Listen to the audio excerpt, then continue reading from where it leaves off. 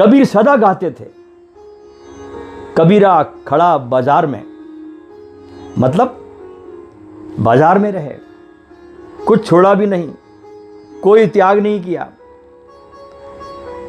लहर तारा ताल काशी में अवतरण हुआ, मगर में शरीर छोड़ा, स्कूल पढ़ने नहीं गए।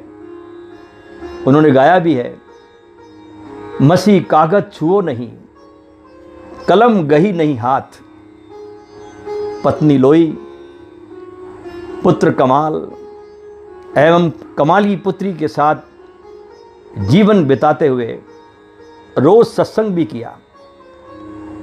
दूर दराज से लोग उन्हें सुनने आते थे। एक दिन शाम के समय, दोपहर के समय, सुबह के सत्संग में सत्संग खत्म हुआ और दोपहर के समय सब लोग चले गए, लेकिन एक व्यक्ति वहां बैठा ही रहा। उसने कबीर जी से पूछा, मैं गृहस्थ हूं और मेरा घर में झगड़ा होता रहता है, मैं जानना चाहता हूं कि मेरे यहां गृह कलेश क्यों होता है और ये कैसे दूर हो सकता है, कुछ उपाय बताइए। रात दिन झगड़ा होता है पत्नी से मेरा, सबका होता है। कबीर थोड़ी देर चुप रहे, फिर उन्होंने अपनी पत्नी लोई को आवाज दी कि लोई, लालटेन जलाकर लाओ। कबीर की पत्नी लालटेन जलाकर लाई। वो आदमी भौचक्का देखता रहा। उसे बहुत आश्चर्य हुआ कि इतनी दोपहर में इतना सूर्य तप रहा है, कबीर ने जलती लालटेन क्यों मंगवाई। थोड़ी देर बाद कबीर ने पत्नी को आवाज दी और बोले, लोई, कुछ मीठा हो तो दे जाना खाने के लिए। इस बार उनकी पत्नी मिठाई की बजाय नमकीन देकर चली गई। उस आदमी ने सोचा कि निश्चित ही पागलों का घर है, क्योंकि मीठा मांगा और नमकीन दिया और दिन में लालटेन जलाकर पत्नी से मंगाई। वो व्यक्ति बोला, कबीर जी मैं चलता हूं। कबीर ने पूछा, आपको अपनी समस्या का समाधान मिल गया या अभी कुछ संशय बाकी है। वो व्यक्ति बोला, मेरी कुछ समझ में नहीं आया। कबीर मुस्कुराए और कहकर उसे समझाने लगे कि जब मैंने लालटेन मंगवाई तब मेरी पत्नी कह सकती थी कि क्या तुम सठिया गए हो जो इतनी धूप में दोपहर में लालटेन मंगवा रहे हो, लालटेन की क्या जरूरत है।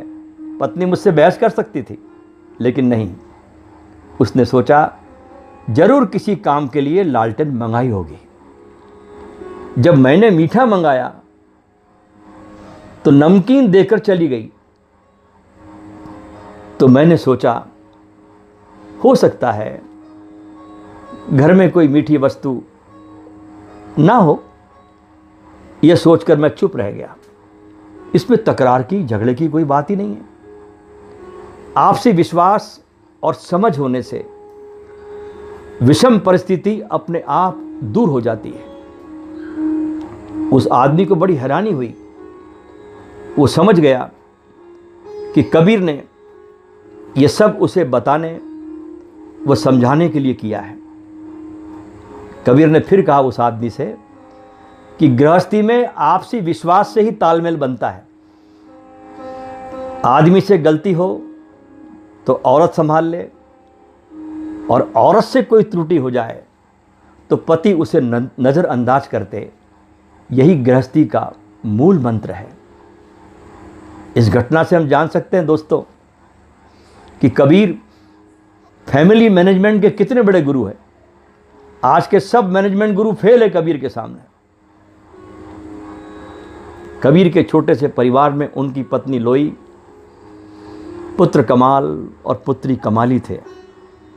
घर का वातावरण भक्ति और आध्यात्मिकता से परिपूर्ण था, और उनकी पत्नी लोई ने कबीर से ही दीक्षा प्राप्त की थी, और यह माना जाता है कि वह एक आज्ञाकारी शिक्षा थी जिसने अपने अहंकार को त्याग कर कबीरदास रूपी सच्चे गुरु की शरण ग्रहण की थी।